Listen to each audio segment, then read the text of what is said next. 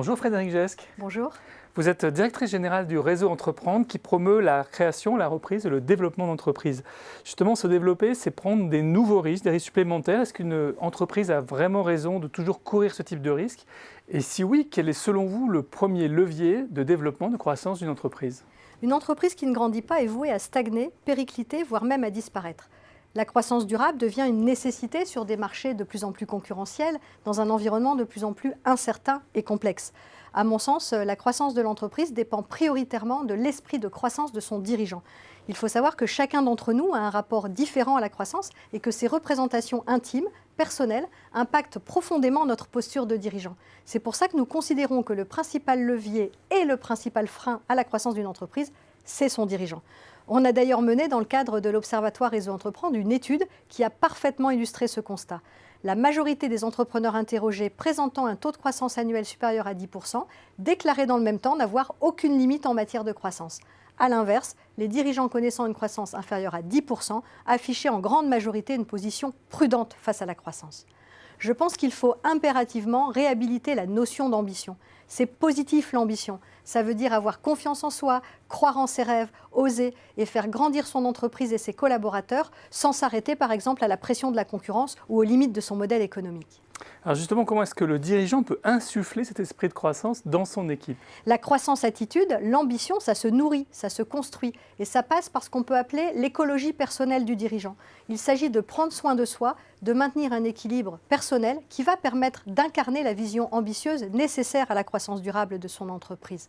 Pour cela, bien se connaître est un préalable nécessaire. Savoir exprimer clairement ce qui m'anime, quel est mon ancrage, ce qui me permet d'avancer.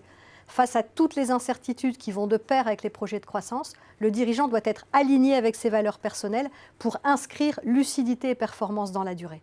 Enfin, développer l'esprit de croissance, ça nécessite aussi de rompre l'isolement du dirigeant et de savoir s'entourer. Alors isolement, on parle même parfois de solitude. Est-ce que c'est vraiment une réalité? Même si le sujet est encore bien souvent un tabou, il est certain que les chefs d'entreprise souffrent souvent d'un sentiment d'isolement, voire de solitude.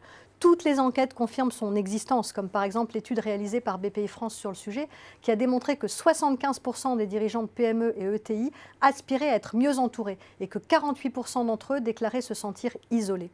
Les facteurs d'isolement sont d'ailleurs nombreux.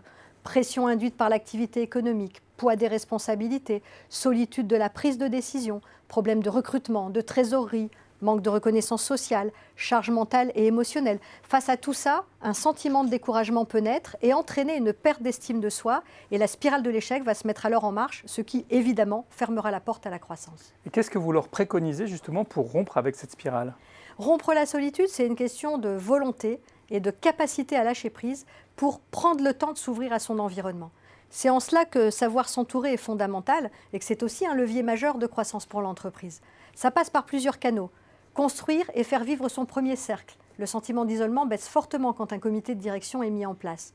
Cultiver le lien social, c'est aussi primordial. Sortir de son entreprise, aller à la rencontre de ses pairs, profiter des 10 000 réseaux et clubs de dirigeants qui existent en France pour échanger sur du vécu partagé. Enfin, un levier majeur est celui de la gouvernance de l'entreprise.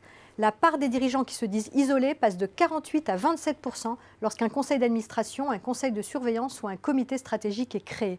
Alors évidemment, il n'y a pas une seule recette infaillible et universelle de gouvernance pour une PME, mais des principes inspirants qui permettent à chacun de choisir sa route.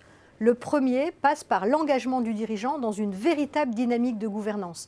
C'est la gouvernance attitude qui consiste à accepter les idées que nous avons évoquées précédemment, à savoir que son pire ennemi est bien dans la solitude de prise de décision et que les freins de la croissance de son entreprise sont d'abord liés à ses propres limites. Il s'agit bien ici d'accepter de ne plus être le seul maître à bord, de se libérer progressivement de son rôle d'homme ou femme orchestre pour devenir chef d'orchestre. C'est ça, un dirigeant de croissance.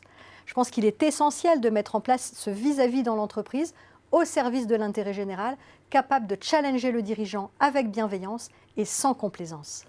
Merci beaucoup Frédéric Gesque d'être venu pour cet éclairage. Merci à vous.